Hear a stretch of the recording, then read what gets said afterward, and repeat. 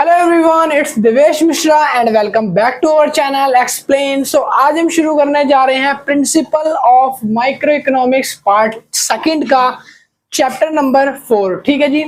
तो ये जो बुक्स बनाई जा रही है भाई, principal of micro economics second part जो है, पार्ट 2 है जो हमारा इकोनॉमिक्स का, ये बुक एसएल में, रेगुलर में, एनसी वेब में सारे बच्चों के लिए बनाई जा रही है। अगर आपके किसी भी सेमेस्टर में principal of microeconomics part 2 है तो ये सीरीज आप लोगों के लिए इंपॉर्टेंट होने वाली है। इस सीरीज में हम 1 से लेके 12 तक लाइन वाइज सारे चैप्टर्स को कवर करवा रहे हैं और ये सीरीज में हम लाइन वाइज जो भी चैप्टर करवा रहे हैं उसके लिंक आपको डिस्क्रिप्शन में साथ के साथ प्रोवाइड करवाते जा रहे हैं।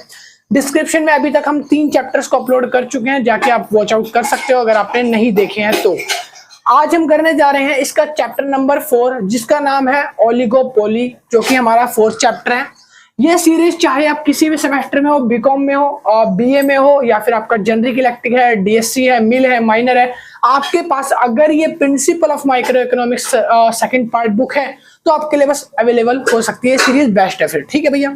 और एक चीज, अगर किसी को नोट्स परचेज करने हैं तो ये नंबर है, इस नंबर पे आप मुझे कांटेक्ट करके नोट्स को बाय कर सकते हो। कांटेक्ट मतलब आप मैसेज कर सकते हो कि सर हमें इस सब्जेक्ट के नोट्स परचेज करने हैं, जो भी अमाउंट होगा 150, 140, 130 वो आप पे करके नोट्स की पीडीएफ को परचेज कर सकते हो। तो नोट्स में सारी चीज मिलेगी, डायग्राम के साथ हर चीज एक्सप्लेनेशन में दे रखी है। बुक की जरूरत नहीं पड़ेगी। जिस बच्चे को बाय करना है वो जाइए फटाफट से बाय करो। ऑफर डिस्काउंट भी हो सकता है, अगर आप ज्यादा लेते हो तो आपको वो भी मिल जाएगा। ठीक है जी।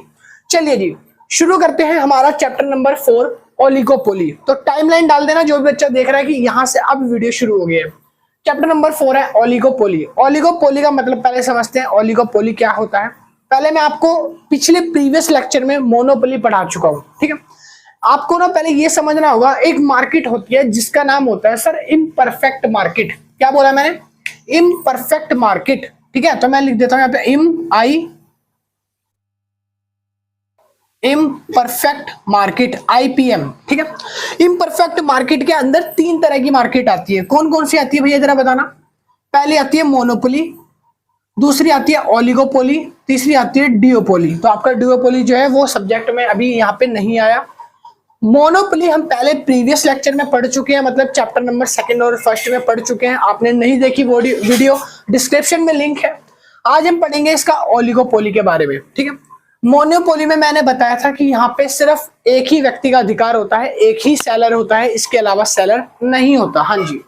अब हम पढ़ने वाले हैं ओलिगोपोली। तो आपको ये समझना है कि ओलिगोपोली एक ऐसी मार्केट है जहां पे फ्यू नंबर ऑफ सेलर्स होते हैं और वो कुछ ही सर्विसेज को प्रोवाइड करते हैं। ठीक है। मैंने क्या बोला? ओलिगोपोली एक ऐसी मार्केट है जहां पे फ्यू नंबर ऑफ सेलर होते हैं, मतलब कुछ सेलर होते हैं, थोड़े से सेलर होते हैं और वो अपने कुछ रेयर सर्विसेज को प्रोवाइड करते हैं लोगों तक। ठीक है। तो ओलिगोपोली में कुछ सेलर का मतलब भैया कितने होंगे? तो देखो, एक तो होगा नहीं क्योंकि एक होता है मोनोपोली में। ओलिगोपोली में हमेशा होते हैं 2 या 2 से थोड़े से ज्यादा, जैसे 3, 4, 5, बस। इससे ज्यादा कॉम्पिटिटर नहीं मिलेंगे आपको, 20-25 नहीं मिलेंगे।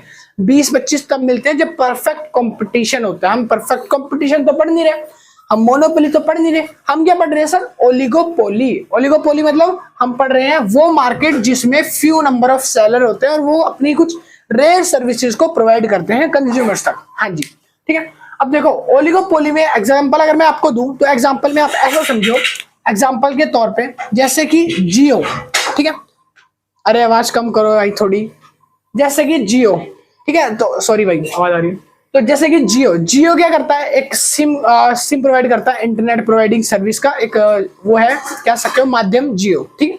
दूसरा, और कौन कौन से हैं जियो के कॉम्पिटिट में? जैसे कि वीआई है ना, वीआई हो गया। और कौन सा है भैया? एयरटेल हो गया। तो बस ये 3-4 है और एक हो गया रिलायंस वगैरह। तो एक इक्के दुक्के और होंगे, तो 4-5 जने हैं। इनके अलावा और कोई नेटवर्क कंपनी है जो आपको नेटवर्क वगैरह, इंटरनेट डेटा वगैरह प्रोवाइड कराती हो? सब नहीं है, है ना? क्यों? क्योंकि यहाँ पर है ओलिगोपोली। तो फ्यू नंबर ऑफ सेलर्स होते हैं, कुछ ही सेलर्स होते हैं जो बड़ी बड़ी रेयर चीजों को बेचते हैं। ठीक है भाई। अब देखो, मैं आगे ये भी बताऊंगा कि यहाँ पे फ्यू सेलर क्यों है, यहाँ परफेक्ट कंपटीशन क्यों नहीं है, बहुत सारे सेलर क्यों नहीं है। ठीक है।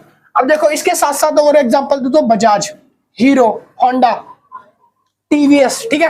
तो टीवीएस, बजाज, हीरो, होंडा, इन सब की क्या है? बाइक, मतलब ऑटोमोबाइल्स की कंपनी है। तो ऑटोमोबाइल्स कंपनी भी कैसी है? फ्यू है। पेट्रोलियम की एग्जांपल दूं या मैं गैस का एग्जांपल दूं तो भारत पेट्रोलियम, ठीक है। और अगर मैं गैस का एग्जांपल दूं तो एलपीजी मतलब इंडियन ऑयल, ठीक है। और दूसरा है यहाँ पे हमारा Bharat gas, LPG gas, Indian oil gas, ठीक है। तो यहाँ पे 3-4 ही सेक्टर हैं जो इसको सर्विसेज को प्रोवाइड करते हैं, सिर्फ 3-4 हैं। सेलर कितने हैं? फ्यू सेलर हैं, ज्यादा सेलर नहीं है, और यही अपनी सर्विसेज को प्रोवाइड करते हैं।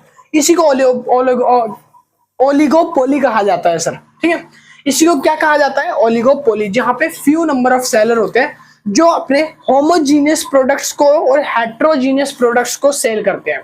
होमोजीनियस का मतलब वो प्रोडक्ट जो सेम होते हैं, जैसे कि सिलेंडर में भी मैंने गैस की बात करी या मैंने ऑटोमोबाइल कंपनी की बात करी, तो यहाँ पे जो कंपनियां हैं वो क्या कर रही हैं? ऑटोमोबाइल सेल कर रही है, जैसे कि बाइक सेल कर रही है, कोई अपनी हीरो होंडा वाली बाइक है, किसी की बजाज वाली बाइक है, किसी की टीवीएस बाइक है। सिमिलर प्रोडक्ट है, बस थोड़ा सा डिजाइन वगैरह का फर्क होता है। हेट्रोजीनियस मतलब जो सिमिलर नहीं है, जो अलग है, डिफरेंट टाइप के प्रोडक्ट यहाँ पे सेल हो रहे हैं, ठीक है जी। चलते हैं डेफिनेशन पे। अब समझते हैं ओलिगोपोली का एक्चुअल में थ्योरी मीनिंग क्या होता है। थ्योरेटिकल तौर पे आपको इतना समझ आ गया होगा ओलिगोपोली होती है।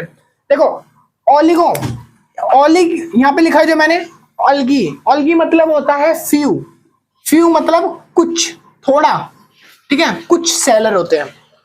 पोलिन मतलब होता है टू सेल, ये एक ग्रीक लैंग्वेज से डिराइव्ड करे हुए वर्ड है, ठीक है। ये वर्ड वो वर्ड है जो ग्रीक लैंग्वेज में यूज करे जाते हैं, जिसको हम ओलिगोपोली को बोलते हैं, ऑल्गी एंड पोलिन। और इनका मतलब होता है फ्यू, और पोलिन का मतलब होता है टू सेल, बेच रहे हैं या जो सेलर है, थोड़े से होते हैं, ठीक है। अब चलते हैं डेफिनेशन पे। Oligopoly is the market situation, oligopoly is the market situation in which there are few firms selling homogeneous and differentiated products, ठीक है जी।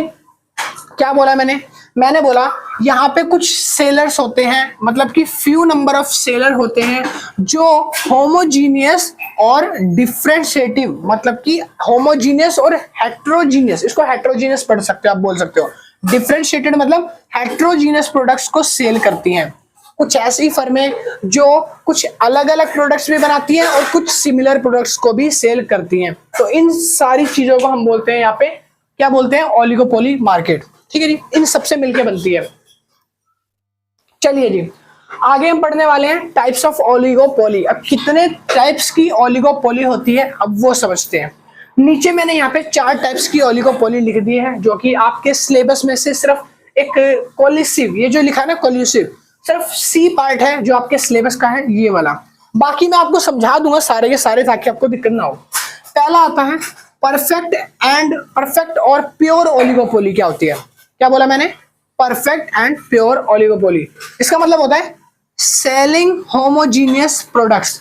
परफेक्ट और प्योर ओलिगोपोली में हमेशा होमोजीनियस प्रोडक्ट्स बिकते हैं। कैसे प्रोडक्ट बिकते हैं?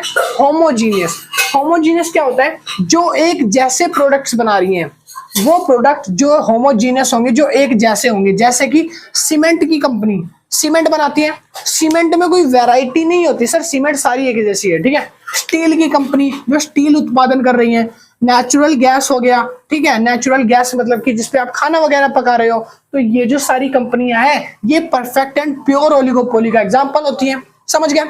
सेकंड आ जाते हैं इम्परफेक्ट एंड डिफरेंशिएटिव ओलिगोपोली। क्या होती है?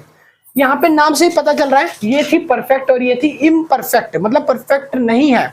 ये थी प्योर, जहां पे सारी चीजें सेम बन रही थी, बट ये है डिफरेंशिएट, जहां पे चीजें अलग अलग बनेंगी, मतलब हेट्रोजीनियस बनेंगी, ठीक है। तो यहाँ पे लिखा है फर्म सेलिंग डिफरेंट प्रोडक्ट्स। देखो लिखा है ना कि जो फर्म है वो डिफरेंट काइंड्स के, अलग अलग प्रकार के, नाना प्रकार के उत्पादन करती है, ठीक है। नाना प्रकार मतलब होता है कि अलग अलग तरीके के प्रोडक्ट्स को बनाती है। हाँ जी, ठीक है भाई।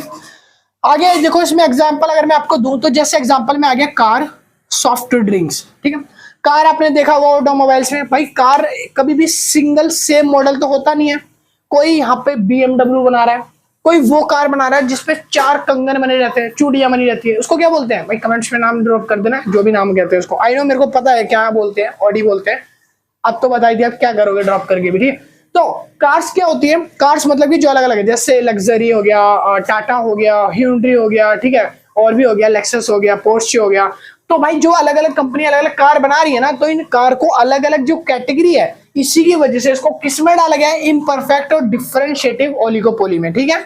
और सॉफ्ट ड्रिंक्स की बात करें तो आप देख लो यहाँ पे माजा, लिम्का, स्लाइस, फ्रूटी, कोक, ठीक है, और भी बहुत सारी हैं, मिरिंडा, फैंटा, थम्स अप वगैरह, पेप्सी वगैरह, जो अलग अलग टाइप्स की सॉफ्ट ड्रिंक को प्रोड्यूस कर रही है। क्या सबका सिमिलर स्वाद होता है? नहीं सर, हर किसी का स्वाद डिफरेंट होता है, ठीक है। तो ये कौन सी है? इम्परफेक्ट है। तीसरी आ जाती है कोलिसिव।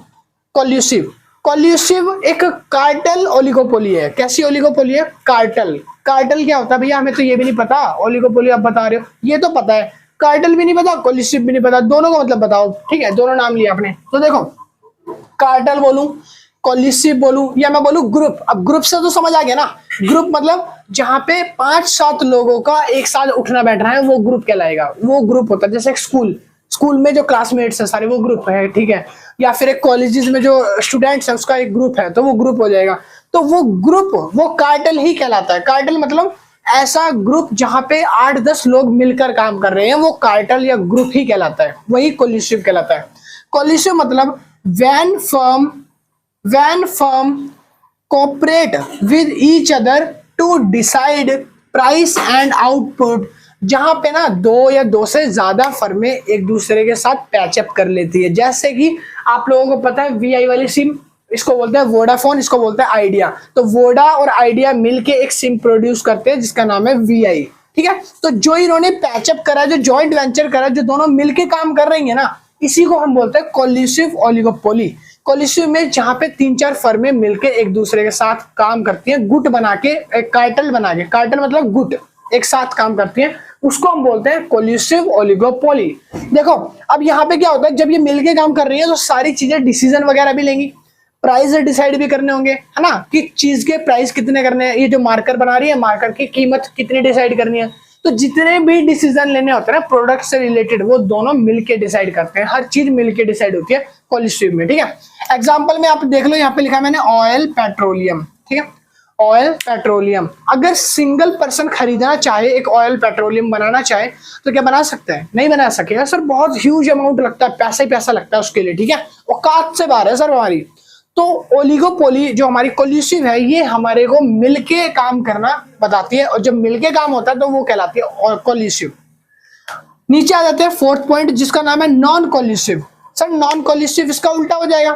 कोलिसिव मतलब जहां पे 5-7 लोग मिलके काम कर रहे हैं, और नॉन कोलिसिव इसका उल्टा, जहां पे लोग एक दूसरे से कंपीट कर रहे हैं। सर एक दूसरे से क्या कर रहे हैं? प्रतिद्वंद कर रहे हैं, लड़ाई कर रहे हैं, राइवल्स हैं एक दूसरे के, मतलब कि उससे ज्यादा मुझे कमाना है और मैं उससे ज्यादा उससे कमाना है। तो एक दूसरे से वो क्या कर रहे हैं? एक तरह से कॉम्पिटिट कर रहे हैं कि मेरा प्रॉफिट उसकी फर्म से ज्यादा हो और उसका प्रॉफिट उसकी फर्म से ज्यादा हो। तो ये जो सिचुएशन है, इसको ही बोला जाता है नॉन कोल्यूसिव। क्या बोला जाएगा? Non collusive. जहां पे 2 फर्में, 4 फर्में, 10 फर्में एक दूसरे से राइवल्स की तरह कॉम्पिटिट करती हैं, जैसे कि कार कंपनी और सॉफ्ट ड्रिंक कंपनी। देखो कार कंपनी में आपने देखा होगा, कोई फरारी बना रही है, कोई hyundai बना रही है, कोई BMW बना रही है, एक चाह रहा है कि उसकी कार उससे ज्यादा बेटर हो। मोबाइल्स में देख लो, सैमसंग है, ठीक है, जोलो है, लावा है, और आईफोन है, और रेडमी है, पोको है। तो ऐसी जो कंपनियां हैं, ये क्या कर रही है? हर रोज एक नया मोबाइल प्रोड्यूस कर रही है। क्यों सर? क्यों प्रोड्यूस कर रही है इतने सारे मोबाइल? क्या जो मोबाइल पहले बने हैं उनसे काम नहीं चल रहा? सर चल रहा है काम, बट वो चाह रही है हमारे ना प्रोडक्ट्स ज्यादा बिके, हम एक दूसरे से कॉम्पिटिट करें, प्रॉफिट हमारा ज्यादा हो, तो इसलिए वो कॉम्पिटिट कर रही है एक दूसरे से, ठीक है। तो ये एग्जांपल समझ आ गया, कार और सॉफ्ट ड्रिंक जैसे, ठीक है। आगे चलते हैं फीचर्स ऑफ ओलिगोपोली। अब आ गया है आपकी बुक का मेन टॉपिक, फीचर्स। आपकी बुक में सिलेबस में ये कोलिसिव दे रखा है, बाकी 3 नहीं है, बट आपने समझ लिए तो वो और अच्छी बात है, ठीक है, आप लिख के आ सकते हो अगर आ गया तो। अब आते हैं फीचर्स ऑफ ओलिगोपोली। ये क्वेश्चन कम से कम 5 मार्क्स का आपके एग्जाम्स में देखने को मिल जाता है, वेरी इंपॉर्टेंट है। फीचर्स ऑफ ओलिगोपोली क्या होते हैं? ओलिगोपोली आपको समझ आ गया, एक ऐसी मार्केट जहां होमोजीनियस सेम तरह के और डिफरेंशिएट मतलब अलग अलग तरह के प्रोडक्ट्स को बेचा जाता है कुछ सेलर्स के द्वारा। मतलब कुछ सेलर्स मतलब 5 से 4, 3, 2 ऐसे, एक नहीं होगा, एक होगा तो भाई वो मोनोपोली में आ जाएगा। क्लियर? तो फीचर्स ऑफ ओलिगोपोली में पहला है, फर्म होती है ना जो, वो फ्यू होती है, फ्यू फर्म होती है, कुछ फर्म होती है, ज्यादा नहीं होती। देखो यहाँ पे लिखा है सेलिंग डिफरेंट और होमोजीनियस प्रोडक्ट्स। कुछ ही फर्में होती हैं जो अपने होमोजीनियस प्रोडक्ट्स को सेल करती हैं और अपने डिफरेंशिएट प्रोडक्ट्स को सेल करती है। पहला फीचर यहाँ पे आप लिखोगे कि यहाँ पे ज्यादा फर्में नहीं होती, थोड़ी फर्में होती है, बिल्कुल खत्म भी नहीं होती, ज्यादा भी नहीं होती, ठीक है। दूसरा है इंटरडिपेंडेंस होती है। फर्म जो है वो एक दूसरे पे डिपेंडेंट होती है। इंटरडिपेंडेंट बोला तो एक दूसरे पे डिपेंडेंट है। कैसे? देखो, action of one firm affected other firm. अभी क्या हुआ था, अभी शादी हुई थी किसी बड़े दिग्गज की, ठीक है, किसकी? अनंत अंबानी की। किसकी? अनंत अंबानी की हुई थी, होगी भाई, चलो ठीक है। अभी शादी हुई थी, इसके बाद क्या हुआ कि जियो ने अपने डेटा के पैक के प्राइसेस जो है वो इंक्रीज कर दिए शादी के बाद। और लोगों का क्या कहना था इस पे कि उसको लग रहा है कि शादी का खर्चा है ना वो निकाल रहा है बाकी लोगों से लेके, ठीक है, अपने प्राइसेस इंक्रीज करके। तो यहाँ पे क्या होता है इंटरडिपेंडेंस में कि जब जियो ने अपने प्राइस को बढ़ा दिया, अपने जो 3 महीने का पैक था वो पहले 750 का आता था, अब उसको 850 का कर दिया। 100 रुपए जैसे उसने बढ़ाए तो उसकी वजह से एयरटेल वालों ने क्या करा, उसने देखा कि उसने अपने प्राइस बढ़ाए, हम भी बढ़ाएंगे। एयरटेल ने भी अपने प्राइस 850 कर दिए, दोनों ने अपने प्राइस को हाई कर दिया, ठीक है। तो कहने का मतलब ये है कि ये जो है इंटरडिपेंडेंस ये बताती है इस ओलिगोपोली में कि अगर एक फर्म अपना एक्शन करेगी तो उसका रिएक्शन दूसरी फर्म पे आएगा। अगर वो कम करेगी प्राइस तो यहाँ पर क्या होगा, उसको नुकसान। तो इसलिए वो उतने ही प्राइस चार्ज करेगी जितनी दूसरी उसकी राइवल फर्म चार्ज कर रही है सर, ठीक है। हाँ जी, थर्ड पॉइंट आ जाओ। थर्ड पॉइंट में लिखा है मेरा strong barrier to entry and exit. देखो, स्ट्रॉन्ग बैरियर, बैरियर मतलब होता है कि प्रवेश निषेध, प्रवेश निषेध। आप यहाँ पे प्रवेश नहीं कर सकते इन फर्मों के अंदर, आप एंट्री इस मार्केट में, ओलिगोपोली मार्केट में कोई भी एंट्री नहीं कर सकता। मैं चाहता हूं कि मैं कोई ओलिगोपोली खोलूं और मैं इसमें एंटर करूं। मैं चाहता हूं जैसे जियो है, रिलायंस है, एयरटेल है, तो ऐसे ही मैं भी कोई एक सिम बना दूं और मैं भी मार्केट में आ जाऊं, मैं भी डाटा इंटरनेट बेचूं और मेरी भी बड़ी फर्म हो जाएगी जियो एयरटेल जैसी। तो मैंने बोला कि मैं ना एक फर्म बनाऊंगा जिसका नाम रखूंगा देवेश टेक। देवेश टेक नाम से मैंने एक सिम बनाई और आगे पब्लिश कर दी। तो क्या मैं इसमें एंटर कर सकता हूं सर? और मेरा बजट है 500-600 रुपए, 500-600 रुपए लेके आप इसमें कैसे एंटर करोगे सर? क्योंकि ये जो कंपनी है ना, ये वर्ल्ड तौर पे सबको इंटरनेट प्रोवाइड कर रही है। एयरटेल सबको वर्ल्ड वाइड इंटरनेट दे रही है, जियो सबको वर्ल्ड वाइड बांट रही है। तो इसके लिए आपको पैसा लगेगा ही नहीं लगेगा, ह्यूज अमाउंट लगेगा ही नहीं लगेगा। तो भाई मैं 500 रुपए लेके ओलिगोपोली मार्केट में एंटर कैसे करूंगा? तो एंट्री बैरियर हुई कि नहीं हुई? एंट्री तो नहीं होगी ना मेरी, क्योंकि मेरे पास पैसा ही नहीं है। तो इस फर्म में एंटर करने के लिए कहने का मतलब है कि आपको बहुत ज्यादा अमाउंट चाहिए, ह्यूज कैपिटल चाहिए। देखो लिखा है मैंने, ह्यूज कैपिटल रिक्वायरमेंट। जैसे कि आपको अगर मान लो पेट्रोल पंप खरीदना है, पेट्रोल पंप अपने नाम से खोलना चाहते हो, सर आपको पैसा लगेगा। पैसा नहीं है तो पेट्रोल पंप भी नहीं खुलेगा, नहीं खुलेगा ना, नॉर्मल सी बात है। आप कहां से खोलोगे बिना पैसे के, ठीक है जी। आगे आते हैं पॉइंट नंबर 4 जिसका नाम है एडवर्टाइजमेंट। अब देखो एडवर्टाइजमेंट क्या होता है। एक एडवर्टाइजमेंट होता है जैसे आपने इश्तिहार दे दिया पेपर में, मैगजीन्स में इश्तिहार दे दिए, ठीक है, टीवी चैनल पे एक्टरों से न्यूज करवा दी, अपना प्रमोशन करवा लिया, ठीक है, वो होती है एडवर्टाइजमेंट। बट यहाँ पे एडवर्टाइजमेंट थोड़ी सी डिफरेंट है, एक तरह की बोल सकते हो, थोड़ा सा इसमें दिमाग लगाना पड़ेगा। एडवर्टाइजमेंट है ये थोड़ी साइंटिफिक टाइप की है। देखो यहाँ पे जो एडवर्टाइजमेंट होती है इसमें लिखा है नॉन चेंज प्राइस। आप प्राइस चेंज नहीं करोगे, मतलब कि एयरटेल वाले, वोडाफोन वाले, जियो वाले अपने एडवर्टीजमेंट के लिए जो खर्चा निकलेगा एडवर्टीजमेंट पे, जैसे शादी में जो खर्चा वो सारा उसने प्राइस बढ़ा दिया एयरटेल जियो वाले ने और उससे निकाल लिया है ना।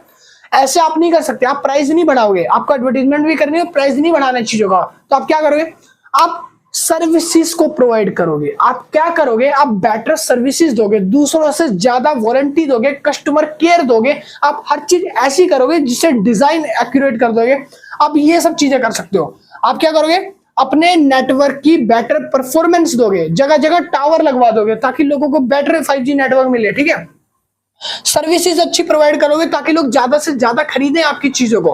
तो आप ऐसे एडवर्टाइज करोगे अपनी चीजों को, फिर लोगों को ये लगेगा ना कि भाई अगला दाम ले रहा है तो दाम के बदले प्राइस भी दे रहा है।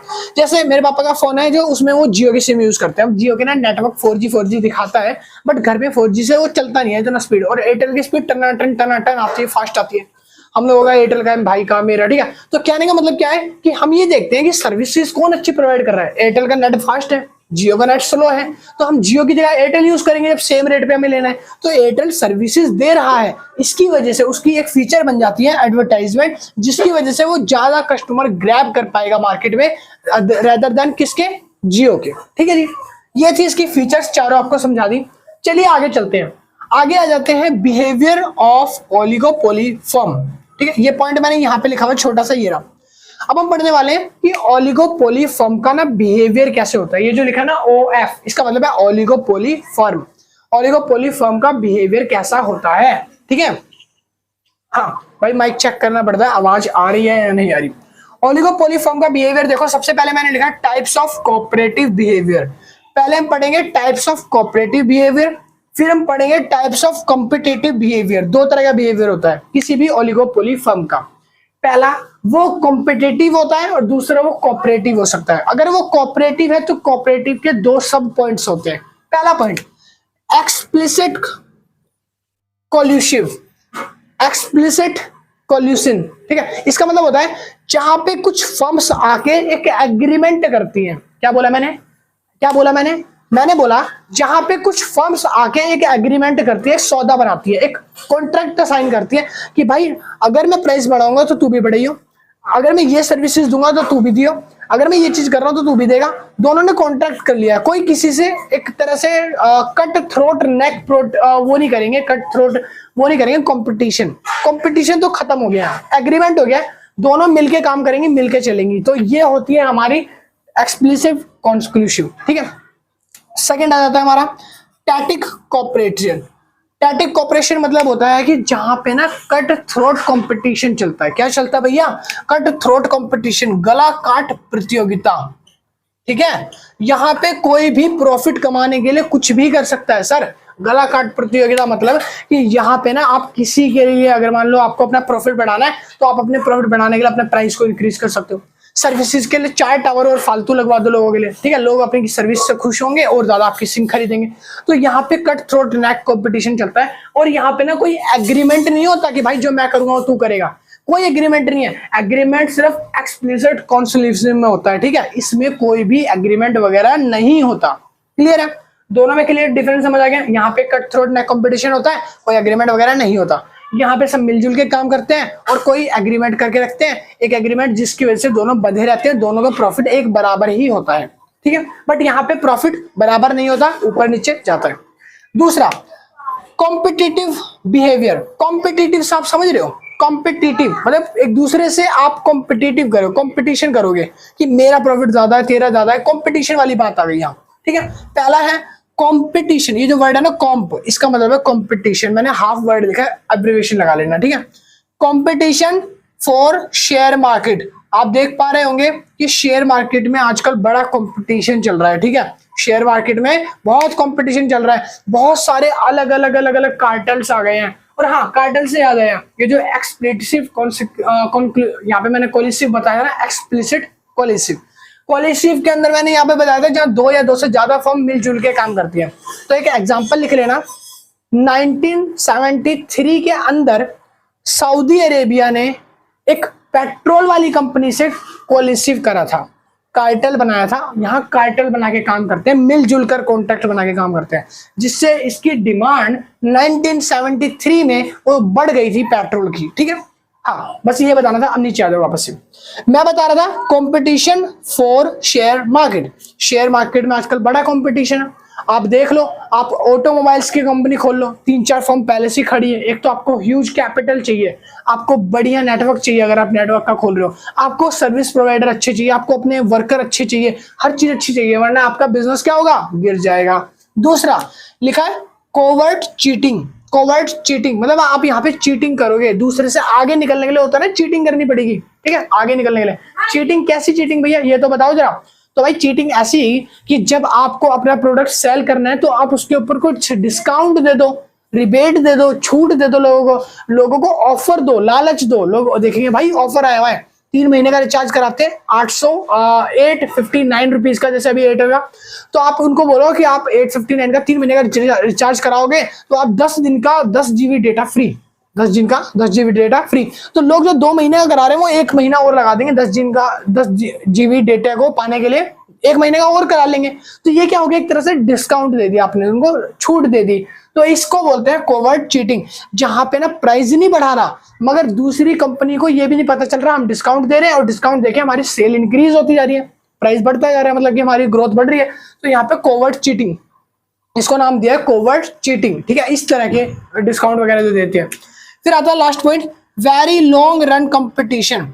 ये कंपटीशन वेरी लॉन्ग रन होता है, जब आप अपने प्रॉफिट्स को निकाल पा रहे हो, आप अच्छा खासा प्रॉफिट अर्न कर पा रहे हो, तभी आप लॉन्ग रन में टिक पाओगे। लॉन्ग रन में तभी तो आप अपने कॉम्पिटिटर्स को कॉम्पिटिट कर पाओगे। आपके कॉम्पिटिशन जो है कॉम्पिटिट कैसे होंगे, जब आप अपनी बेटर सर्विसेज दोगे, बेटर चीज रखोगे, कार्डल अच्छा है, ह्यूज कैपिटल दे रहे हो, आपके जो एरिया है वहां पे जो कस्टमर्स हैं उनको आप ग्रैब कर पा रहे हो और आप कुछ डिस्काउंट भी दे रहे हो। डिस्काउंट से क्या हो रहा है, जो दूसरों के कस्टमर है वो भी आपके कस्टमर बन जा रहे हैं, और जब वो दूसरे कस्टमर आपके कस्टमर बन जाएंगे तो आपका मार्केट बढ़ेगा ना, और जब मार्केट बढ़ेगा तो एक टाइम पे लॉन्ग टर्म में आपको प्रॉफिट ज्यादा मिलेगा।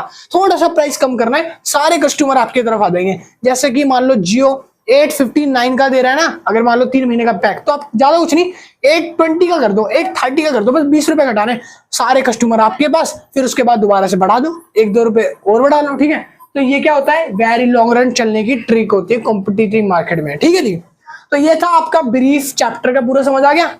अब इसका स्क्रीनशॉट ले लो, अगर किसी को वीडियो अच्छी लग रही है ना, तो नोट्स वगैरह बन चुके हैं भाई, नोट्स की मेहनत मत करना, इसको उतारने में, स्क्रीनशॉट लेने में। ये ना नंबर, सीधा मैसेज करो, कॉल करो, बोलो सर हमें नोट्स परचेज करने हैं, मिनिमम अमाउंट जो भी होगा वो पे करके आप नोट्स को बाय कर सकते हो, सिंपल। इसको उतार लो, आप स्क्रीनशॉट ले लो। अगर आप नोट्स नहीं लेना चाहते फिर मैं आगे लिखवाता हूँ बेटा के।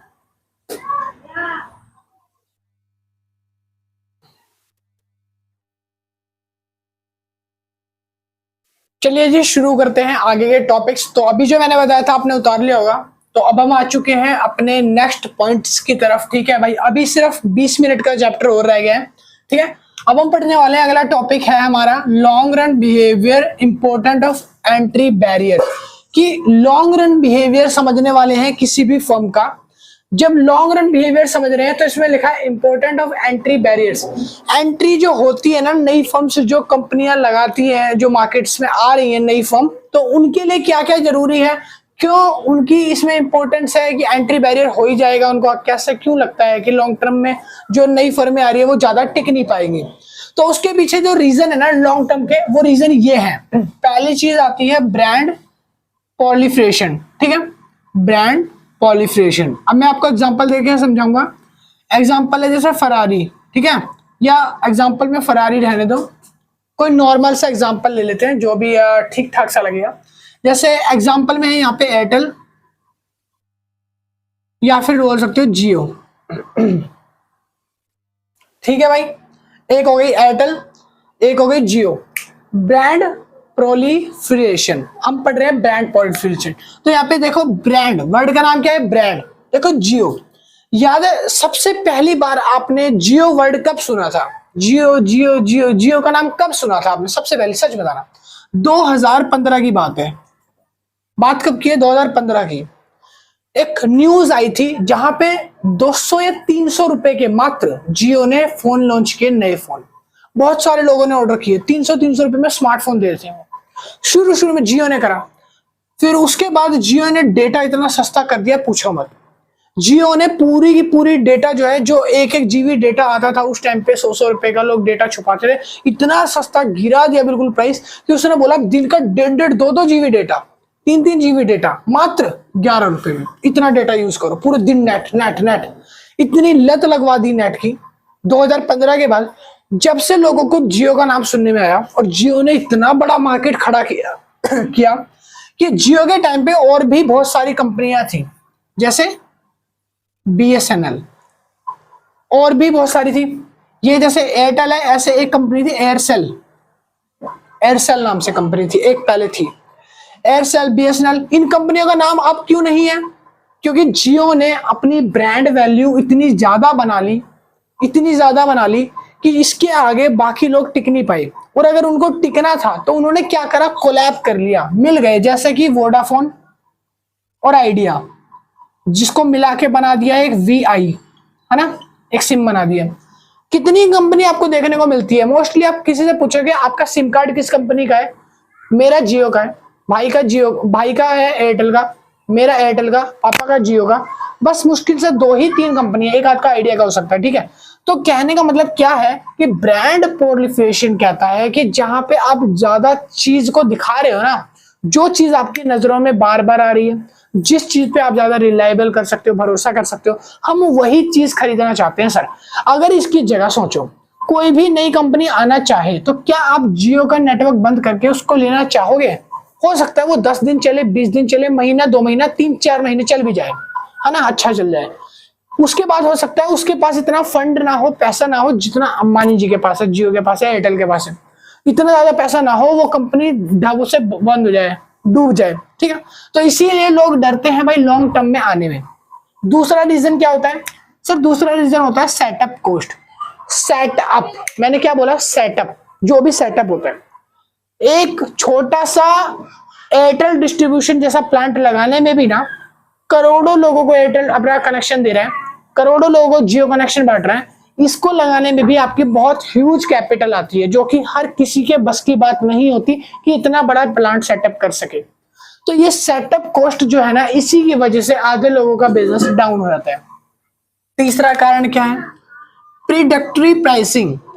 प्रीडक्टरी प्राइसिंग को आप ऐसा समझो कि मैं अपने चैनल एक्सप्लेन पे पढ़ा रहा हूं, इसके मेरे 34 कुछ के सब्सक्राइबर्स हैं, मैं प्रमोशन नहीं कर रहा, बस एक फैक्ट बता रहा हूं।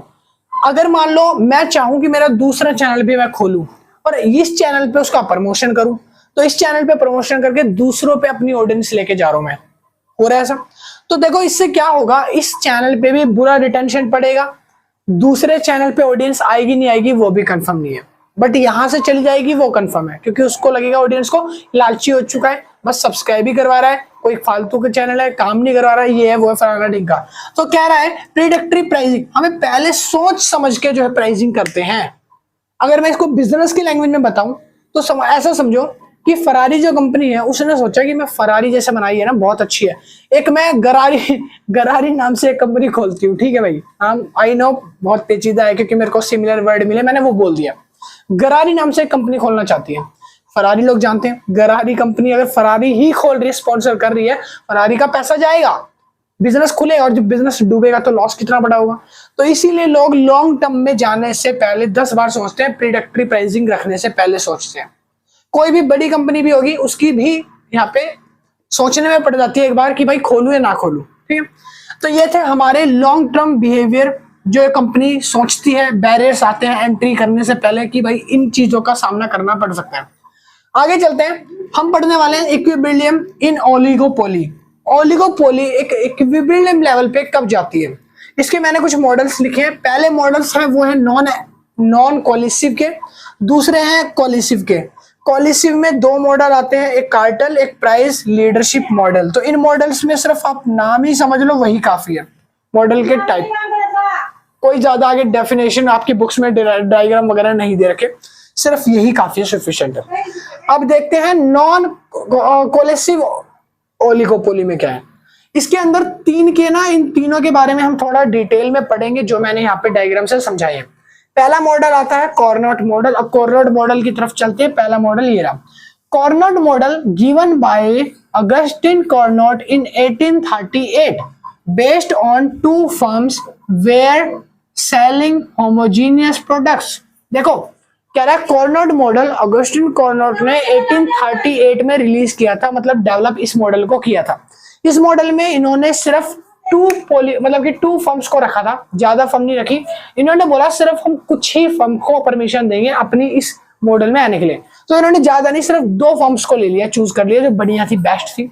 2 फर्म्स को लेके होमोजीनियस प्रोडक्ट्स दोनों बनाती थी। होमोजीनियस क्या होता है? एक जैसे प्रोडक्ट, दोनों को एक जैसे हुबहू शकल दिखने वाले प्रोडक्ट्स बनाया करती थी, ठीक है। तो दोनों ने इस तरह से एक मॉडल बनाया और कॉर्नोट मॉडल को रिलीज किया। फीचर्स क्या है? हम बात कर रहे हैं एजम्पशन। ये ए मतलब होता है एजम्पशन। इसकी एजम्पशन क्या है? पहली चीज तो लिखा है इट इज अ डिओपोली मॉडल। डिओपोली मतलब होता है जहां 2 फर्म्स राज करती हैं, कोई भी तरह के प्रोडक्ट बनाएगी, चाहे वो होमोजीनियस हो या फिर वो हेट्रोजीनियस हो। सेम भी हो सकते हैं, अलग अलग भी हो सकते हैं। अगर फर्म 2 है तो वहां पे वो डिओपोली कहलाएगा। तो मैंने लिख दिया इट इज अ डिओपोली मॉडल। दूसरा, इसमें 2 फर्म से ज्यादा नहीं होती, क्योंकि मॉडल ही डिओपोली है। डिओ मतलब 2, तो 2 से ज्यादा नहीं होगी। तीसरा, स्ट्रेट लाइन डिमांड कर्व, इसका डिमांड कर्व कैसा बनता है? Straight line. चलिए डिमांड कर्व पे आ जाओ। ये देखो, ये है हमारा demand curve, X axis Y axis, ये प्राइस, इतना हमारा एमआर। अब यहाँ पे आप देख पा रहे होंगे मैंने ये डिमांड कर्व बनाया, और ये लाइन जो डॉट वाली है ये है हमारी एमआर। ठीक है, प्राइस जब यहां था तो क्वांटिटी इतनी, प्राइस जैसे ही डाउन हुआ P1 पे आया, क्वांटिटी बढ़ गई, इंक्रीज हो गई, है ना। थोड़ा सा इसको आगे समझेंगे। कह रहा है objective is profit maximisation. Profit maximisation ही ऑब्जेक्टिव होता है किसका? डिओपोली का। डिओपोली में आप ऐसा समझो, यहाँ पे 2 फर्म होती है, एक फर्म नहीं होती। जब एक फर्म होती तब क्या होता? अगर मान लो फर्म ए होती यहाँ पे, तो वो अपने मन मुताबिक प्राइस को हाई रखती। प्राइस कैसा होता? हाई। डिमांड चाहे कितनी भी हो, इफेक्ट नहीं होती। प्राइस हाई है तब भी लोग खरीदते क्योंकि सिर्फ एक बंदे की मोनोपोली है। मगर यहाँ तो डिओपोली है, तो यहाँ पे दूसरा कॉम्पिटिटर भी आ गया, बी। तो जैसे ही ए के बाद बी आया तो बी ने क्या करा? अब बी खाली तो बैठेगा नहीं, खाली बैठ के पैसा तो कमाएगा नहीं, तो इसने क्या करा? बोला कि भाई अब प्राइस को बांटना पड़ेगा। प्राइस को कर दिया कम, अब प्राइस नीचे आ गया। जब प्राइस नीचे आया तो ये वाला पोर्शन देखो, ये वाला पोर्शन पूरा, ठीक है, ये वाला पोर्शन।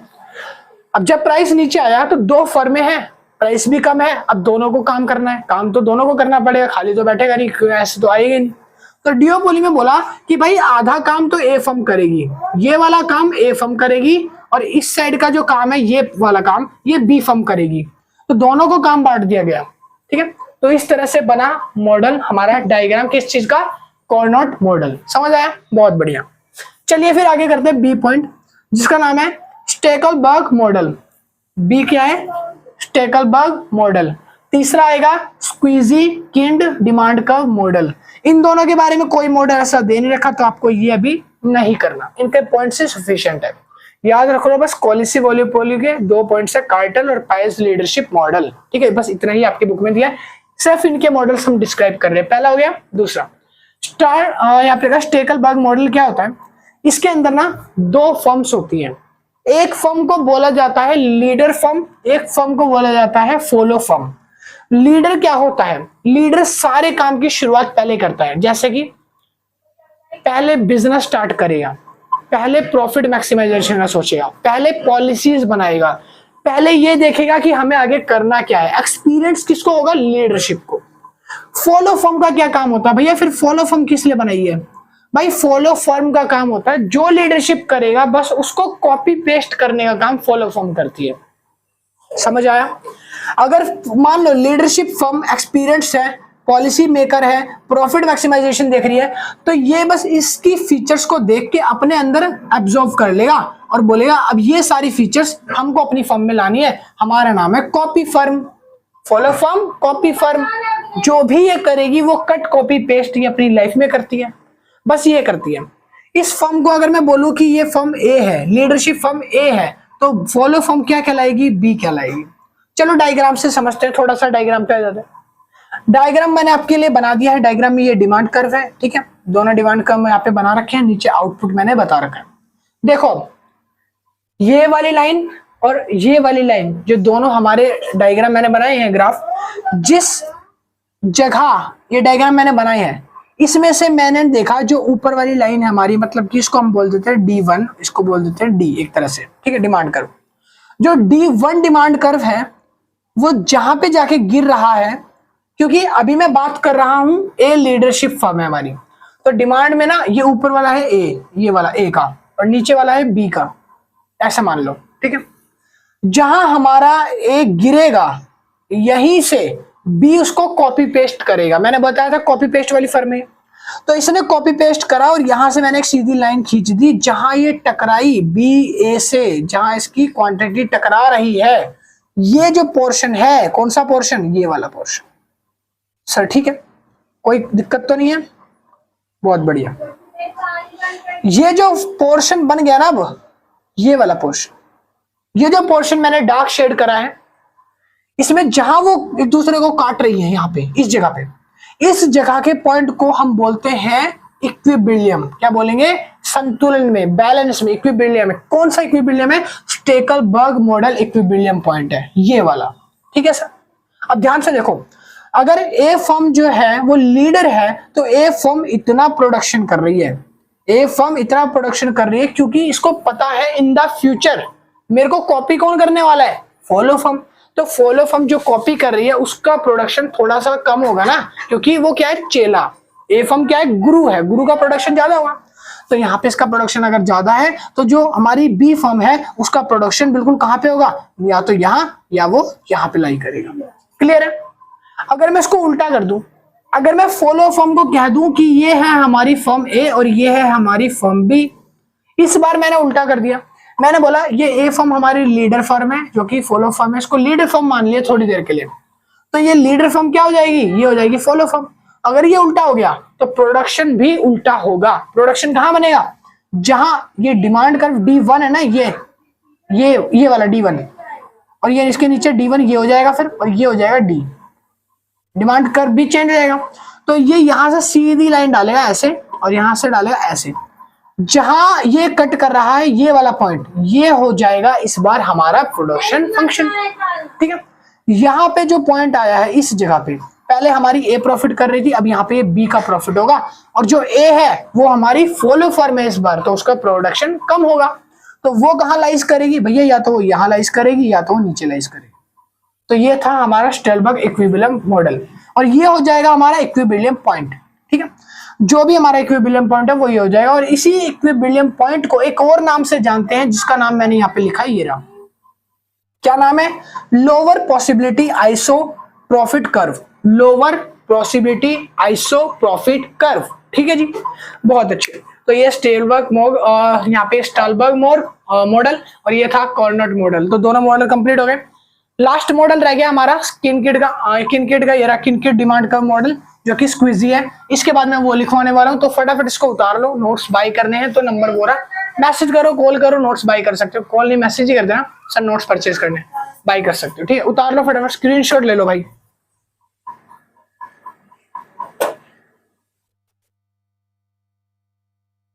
हाँ जी, तो चलिए शुरू करते हैं अपना लास्ट टॉपिक। जैसे कि मैंने आपको बताया था, अब हम पढ़ने वाले हैं स्क्वीजी मॉडल।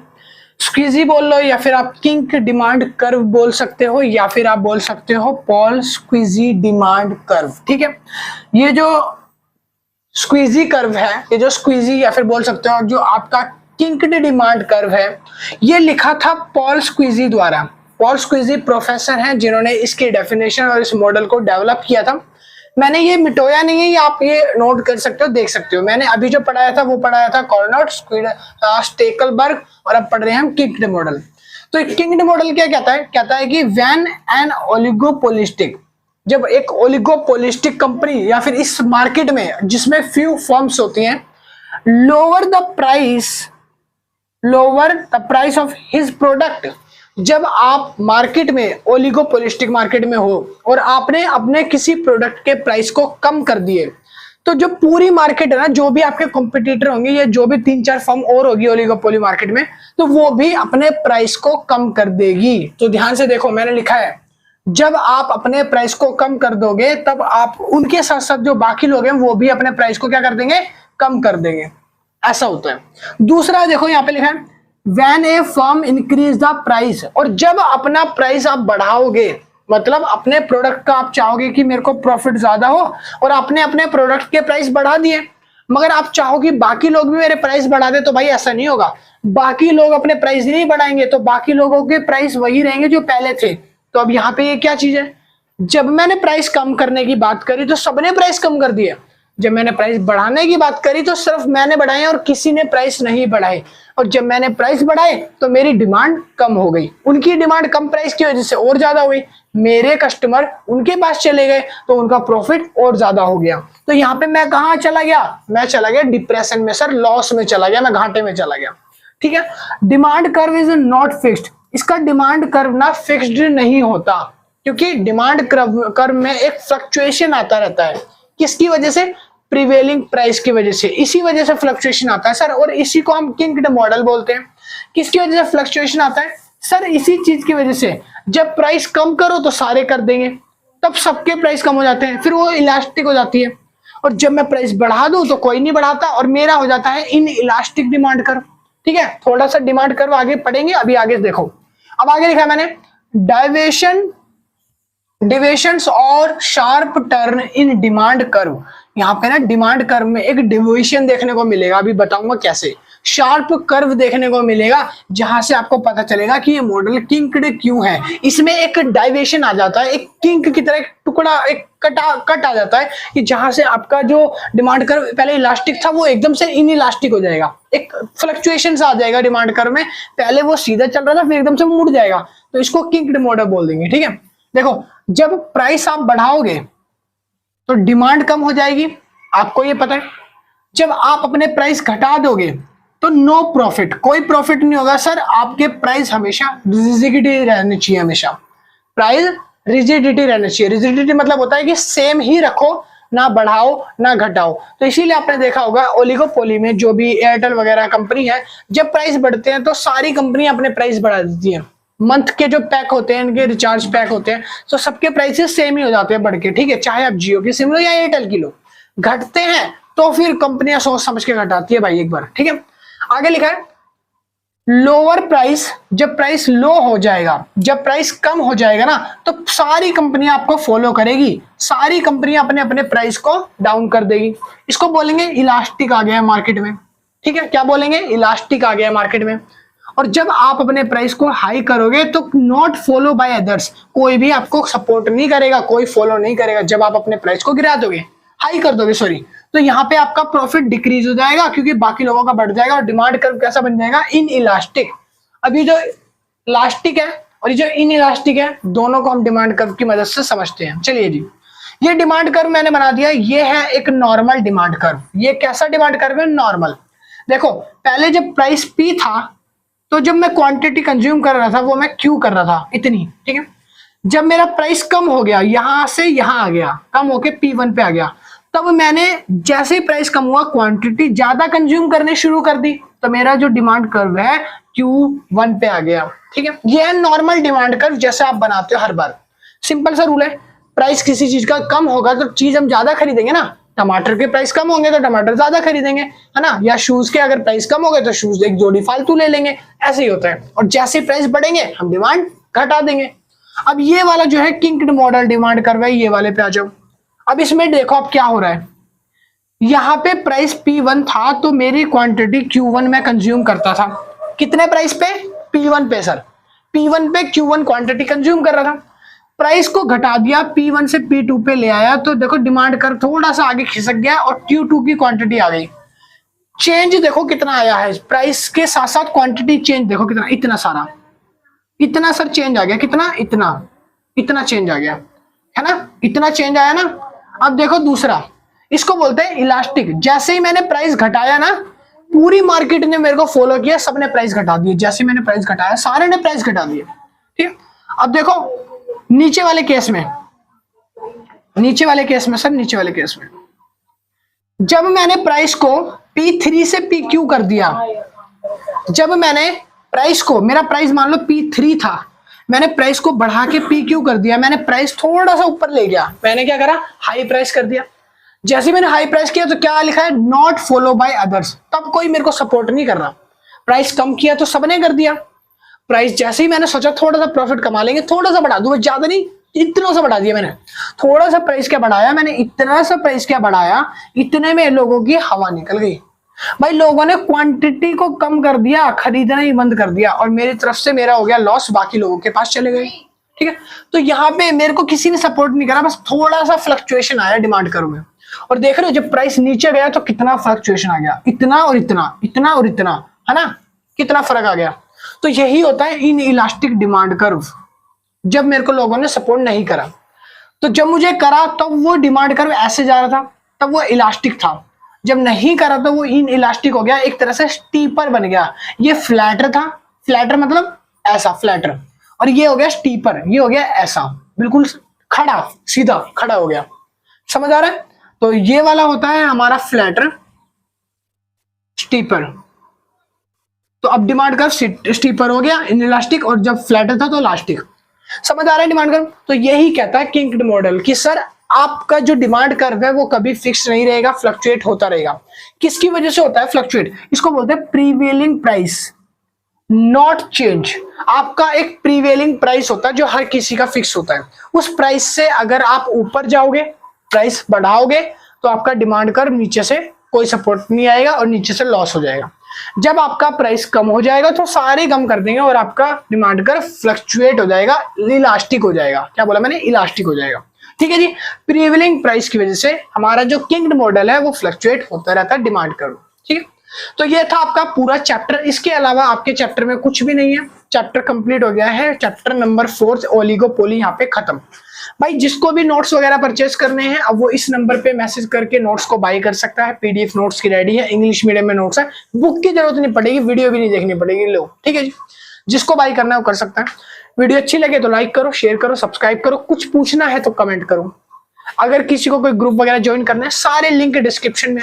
इसके पहले के चैप्टर्स भी बना चुका हूं, लाइन वाइज सब चैप्टर डिस्क्रिप्शन में लिंक दे रखे हैं, तो वहां से एक एक करके सारे चैप्टर्स को वॉच कर सकते हो, वीडियोस को। मिलता हूं नेक्स्ट वीडियो में। Thank you keep watching. Chapter number 5 कल आ जाएगा, फिर उससे अगले दिन आ जाएगा। Thank you keep watching. Bye bye, tata, see you.